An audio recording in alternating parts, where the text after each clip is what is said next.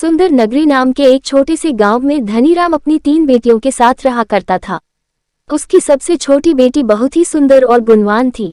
धनीराम अपनी दोनों बेटी उषा और पीकू से भी ज्यादा प्यार अपनी छोटी बेटी सोना से करता था। धनीराम, अरे कहाँ हो मेरी प्यारी बेटियों, देखो मैं तुम्हारे लिए कितने सुंदर सुंदर उपहार लेकर आया हूँ। धनीराम की आवाज सुनकर उषा और पीकू बाहर आंगन में आती हैं। उषा, अरे वाह पिताजी आप आ गए, दिखाए तो जरा आप मेरे लिए मेले में से क्या लेकर आए हैं। धनीराम, ये देखो उषा बेटी, तुम्हारे लिए मैं ये झुमके लेकर आया हूँ। तुम्हें झुमके बहुत पसंद है ना? देखो उषा, अरे ये झुमके तो बहुत सुंदर है पिताजी, मुझे ये झुमके बहुत पसंद आए। धन्यवाद पिताजी। पीकू, अरे पिताजी आप मेरे लिए क्या लेकर आए हैं, जल्दी से दिखाए ना, मुझसे तो अब बिल्कुल भी सब्र नहीं हो रहा है, दिखाए ना पिताजी। धनीराम, अरे हाँ पिंकू बेटा, ये देखो तुम्हारे लिए यह पायल लेकर आया हूँ। मेले में यही सबसे सुंदर पायल थी जो मैंने तुम्हारे लिए खरीद ली। तुम्हें पायल पहनना बहुत पसंद है ना? पीकू, आप मेरे लिए पायल लेकर आए हैं, पायल बहुत सुंदर है पिताजी, लेकिन मुझे तो यह हार पसंद है, क्या मैं इसे ले लूं पिताजी? धनीराम, यह हार तो मैं सोना बिटिया के लिए लेकर आया हूँ, उस पर यह खूब जंचेगा। ये सब सुनकर पीकू गुस्से से लाल हो जाती है। तभी सोना अपने कमरे से बाहर आती है। सोना, अरे पिताजी आप आ गए, मेरे प्यारे प्यारे पिताजी, कितनी देर लगा दी आपने आने में। धनीराम, अरे मेरी सोना बिटिया, देखो मैं तुम्हारे लिए मेले में से क्या लेकर आया हूँ। ये देखो यह हार मैं तुम्हारे लिए लेकर आया हूँ, तुम पर यह हार बहुत सुंदर लगेगा। सोना हार देखकर बहुत खुश हो जाती है। सोना, अरे ये सच में बहुत ही सुंदर है, यह मैं अपनी सहेली पिंकी के जन्मदिन में पहन कर जाऊंगी। आप भी चलेंगे ना पिताजी पिंकी के जन्मदिन पर?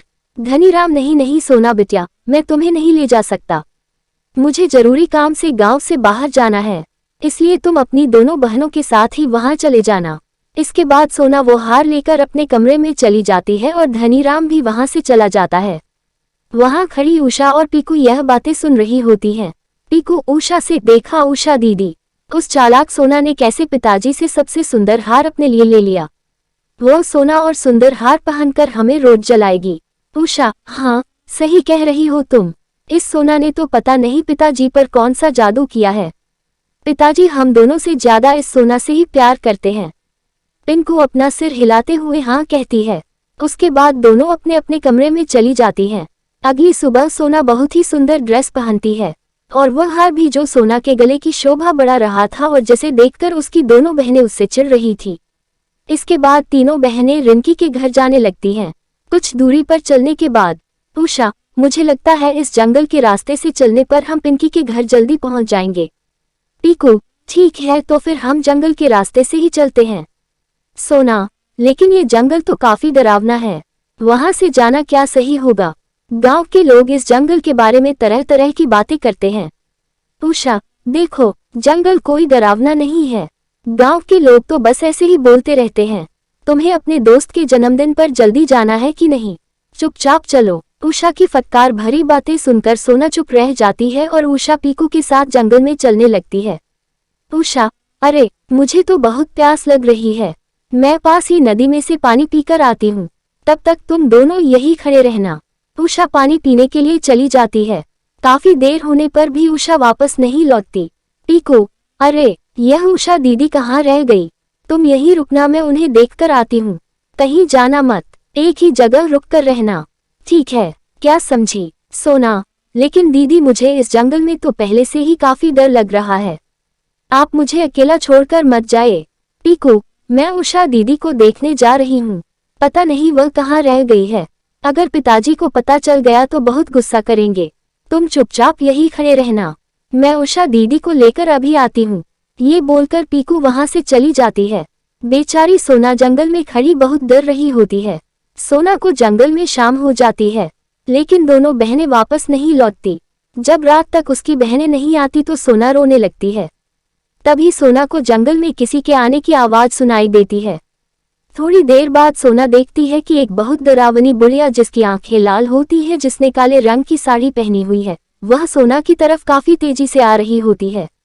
बुढ़िया, मैं तुम्हें नहीं छोड़ूंगी, आज कितने दिन बाद मैं इंसानों का मांस खाऊंगी। हा हा हा, ये सुनकर सोना डर जाती है और वहां से भागने लगती है। वह डरावनी बुढ़िया उसके पीछे पीछे भागने लगती है। सोना भाग ही रही होती है कि तभी उसे जंगल में एक बहुत बड़े पेड़ के तने पर एक चमकता हुआ दरवाजा नजर आता है जिसके चारों तरफ बहुत रोशनी होती है। सोना उस चमकते हुए दरवाजे के अंदर चली जाती है। उस दरवाजे के अंदर एक अलग ही दुनिया होती है। वहां चारों तरफ सुंदर सुंदर फूल होते हैं और अलग अलग तरह के जानवर भी। बहुत सारे छोटे छोटे सुंदर पेड़ होते हैं और उन सब के बीच एक बहुत बड़ा और विशाल चमचमाता पेड़ होता है जिसके ऊपर बहुत सुंदर तितलियां बैठी रहती हैं। उस पर रंग बिरंगे फल भी लगे रहते हैं जो देखने में बहुत सुंदर लग रहे होते हैं। उस विशाल पेड़ के सामने बहुत सुंदर नदी भी होती है। सोना ये सब देखकर हैरान रह जाती है। सोना, अरे ये कहाँ आ गई? इतनी सुंदर जगह तो मैंने पहले कभी नहीं देखी। सोना नदी के किनारे बैठ जाती है। थोड़ी देर बाद सोना को प्यास लगती है। जैसे ही वह उस नदी से पानी पीती है तभी उसे एक आवाज आती है। आवाज, जादुई पेड़ की नगरी में तुम्हारा स्वागत है। सोना यह आवाज सुनकर चौंक जाती है। एक बार फिर आवाज आती है। आवाज, जादुई पेड़ की नगरी में तुम्हारा स्वागत है सोना। सोना, कौन है? कौन मुझे पुकार रहा है? सामने आओ जरा। जादुई पेड़, मैं तुम्हारे सामने ही हूँ सोना। मेरा नाम जादुई पेड़ है। कोई यहाँ नहीं आ सकता, सिर्फ वही इंसान यहाँ आ सकता है जिसका हृदय साफ और कोमल होता है।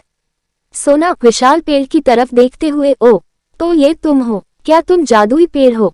तुम बहुत ही सुंदर और विशाल हो। क्या तुम मेरी सहायता कर सकते हो विशाल पेड़? मैं यहाँ से घर जाना चाहती हूँ। जादुई पेड़, मुझे सब पता है। तुम्हारी बहनें तुम्हें इस जंगल में छोड़कर चली गई थी। सोना, नहीं, ऐसा नहीं हो सकता। जरूर कोई बात हुई होगी। मेरी बहनें मुझसे बहुत प्यार करती हैं। वे ऐसा नहीं कर सकती। और सोना रोने लगती है। जादुई पेड़, चुप हो जाओ सोना। तुम यहाँ सुरक्षित हो। सोना, हे सुंदर पेड़, क्या मैं अब कभी घर नहीं जा पाऊंगी? जादुई पेड़, नहीं सोना, तुम अपने घर जरूर जाओगे, लेकिन मैं तुम्हें इस जंगल से बाहर नहीं ले जा सकता हूँ। जब कोई भला इंसान मेरी इस नदी का पानी पिएगा तो वही तुम्हें इस जंगल से बाहर ले जा पाएगा। तुम्हें उसका इंतजार करना होगा और जब तक वह नहीं आ जाता तुम्हें इसी जंगल में ही रहना होगा। कुछ देर बाद, जादुई पेड़, मुझे बहुत भूख लगी है जादुई पेड़। सोना, तुम मेरी टहनियों में से एक पत्ता तोड़ो और आंख बंद करके जो तुम मांगोगी वही सब तुम्हारे सामने होगा। सोना उस पेड़ से एक पत्ता तोड़ती है और आंख बंद करके अपनी इच्छा रखती है। तभी उसके सामने अनेकों तरह तरह के मजेदार पकवान आ जाते हैं। जब भी सोना को भूख लगती सोना ऐसा ही करती। ऐसे ही जंगल में सोना को बहुत दिन बीत जाते हैं। सोना रोज किसी के आने का इंतजार करने लगी कि कब कोई आएगा और उसे उसके घर लेकर जाएगा। एक दिन सोना उस विशाल पेड़ की छाया में बैठी थी कि तभी अचानक एक फूल आकर सोना के सिर पर गिरा। जब सोना उस फूल को अपने हाथ में लेती है तो उसमें से 2 तितलियां निकलती हैं। सोना उन तितलियों को देखकर बहुत खुश हो जाती है। वह तितलियां उड़ने लगती है। सोना भी उनके पीछे भागने लगती है। सोना तितलियों के पीछे भाग रही होती है कि तभी उसे एक बूढ़े आदमी की रोने की आवाज सुनाई देती है। बूढ़ा आदमी, अरे मुझे बहुत प्यास लगी है, कोई तो मुझे पानी पिलाओ। सोना पास जाकर देखती है कि एक बूढ़ा आदमी एक छोटे से पेड़ के नीचे बैठा रो रहा था। वह दिखने में काफी डरावना था, जो सफेद कपड़े पहने हुए था। सोना उसके पास जाती है। सोना, कौन हो आप? और आप रो क्यों रहे हो? बूढ़ा आदमी, मुझे बहुत जोर की प्यास लगी है, मुझे पानी पिलाओ सुंदर लड़की। सोना, लेकिन आप हैं कौन और इस जंगल में कैसे आए? बूढ़ा आदमी, मैं विशालगढ़ का राजा अमर सिंह हूँ। मैं यहाँ एक बार शिकार करने के लिए आया था। मैंने यहाँ इस जंगल में एक भालू देखा था और उसे अपने तीर से घायल कर दिया। लेकिन वह कोई साधारण भालू नहीं था बल्कि एक तपस्वी था जो भेष बदलकर तपस्या कर रहा था। उसने मुझे श्राप दिया और मैं एक सुंदर राजकुमार से एक बुरी शक्ल का बुढ़ा इंसान बन गया। तभी से मैं इस जंगल में कैद हूँ। मैं कई सालों से बहुत प्यासा हूँ। मुझे पानी चाहिए, लेकिन मैं इस पेड़ के नीचे से उठ नहीं सकता। ना जाने मुझे कब इस हालत से मुक्ति मिलेगी। क्या तुम मुझे पानी पिला सकती हो? सोना, हाँ, मैं अभी पानी लेकर आती हूँ। सोना वापस उस जादुई पेड़ के पास जाती है और उससे पेड़ की टहनियों से पत्ता तोड़ लेती है। विशाल पेड़ के चौड़े पत्ते में पानी भरती है और उस बूढ़े आदमी के पास जाती है। सोना, ये लो तुम पानी पी लो। बूढ़ा आदमी जैसे ही उस पानी को पीता है, अचानक से एक सुंदर राजकुमार में बदल जाता है। राजकुमार, अरे मैं तो पहले जैसा जवान और आकर्षक हो गया हूँ। तुम्हारा बहुत बहुत शुक्रिया सुंदर लड़की। तभी उन दोनों को एक आवाज सुनाई देती है, जादुई पेड़, राजकुमार अमर सिंह, तुम श्राप से मुक्त हो गए हो। सोना एक साफ दिल की लड़की है जिसके हाथ से पानी पीकर तुम दोबारा से अपने असली रूप में आ गए हो। अब तुम इस सोना को इस जंगल से बाहर लेकर जा सकते हो, क्योंकि तुम्हारी एक गलती की सजा तुम्हें अब मिल चुकी है और तुम्हारा दिल भी सोना की तरह एकदम साफ है। राजकुमार, जादुई पेड़, क्या अब हम इस जंगल से बाहर जा सकते हैं, लेकिन कैसे? जादुई पेड़, मेरे सामने वाली नदी के जरिए तुम इस जंगल से बाहर चले जाओ। उस पार जाते ही तुम अपनी दुनिया में चले जाओगे। तभी पेड़ की शक्तियों से अचानक से उस नदी में एक सुंदर नाव आती है। जादुई पेड़, ये नाव तुम्हें उस पार पहुंचा देगी मेरे बच्चों। सोना, तुम्हारा बहुत बहुत धन्यवाद जादुई पेड़, तुम बहुत अच्छे हो, मैं तुम्हें बहुत याद करूंगी। जादुई पेड़, मेरी टहनियों में से एक पत्ता तोड़ो सोना और अपने साथ ले जाओ। तुम्हें जब भी मेरी याद आएगी मैं तुम्हारे सामने आ जाऊंगा सोना। लेकिन कभी भी किसी को मेरे बारे में कुछ मत बताना। मैं एक रहस्यमय पेड़ हूँ। मेरी इस जादुई नगरी के बारे में बाहरी दुनिया को नहीं पता लगना चाहिए। सोना, ठीक है रहस्यमय पेड़, मैं किसी को तुम्हारे बारे में नहीं बताऊंगी और न ही तुम्हारी इस नगरी के बारे में। जादुई पेड़ अपनी उदास भरी नजरों से दोनों को विदा करता है। उसके बाद वे दोनों नाव में बैठते हैं और वापस अपने गांव में आ जाते हैं। वो राजकुमार सोना को उसके घर छोड़ने जाता है। धनीराम अपने घर में उदास बैठा रहता है। धनीराम सोना को देखकर, अरे मेरी प्यारी बेटी, तुम आ गई। कहाँ चली गई थी जंगल में अपनी बहनों को छोड़कर? मैंने तुम्हें कितना ढूंढा। सोना को देखकर उसकी बहन हैरान रह जाती है। पीकू, अरे उषा दीदी, ये वापस कैसे आ गई? अब ये पिताजी को सब सच सच बता देगी और पिताजी तो हमें घर से ही निकाल देंगे। सोना, मुझे माफ कर दीजिए पिताजी, मैं डर के मारे जंगल से आगे निकल गई थी। इसमें उषा और पीकू दीदी की कोई गलती नहीं है। मैं जंगल से बाहर ही नहीं निकल पा रही थी, लेकिन जंगल में से मुझे इस राजकुमार ने ही बाहर निकाला और मुझे लेकर यहाँ आ गए। ये सब बातें पीकू और उषा अपने कानों से सुन रही थी और उन्हें अपनी गलती का एहसास भी हो चुका था। उषा और पीकू सोना के पास आती है। उषा, हमें माफ कर दो प्यारी बहन, हमने तुम्हारे साथ बहुत गलत किया।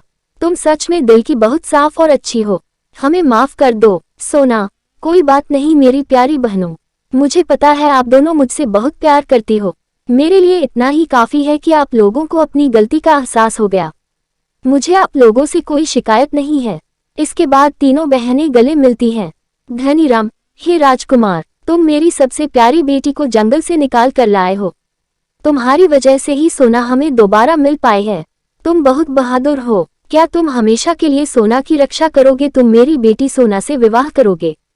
राजकुमार, हाँ, क्यों नहीं, मैं सोना से ही विवाह करूंगा। सोना बहुत ही साफ दिल की और अच्छी लड़की है। यह मेरे लिए सौभाग्य की बात होगी अगर सोना मेरी पत्नी बनेगी। इसके बाद बड़े धूमधाम से सोना और उस राजकुमार की शादी की जाती है और सोना हंसी खुशी राजकुमार के साथ उसके महल में रहने लगती है।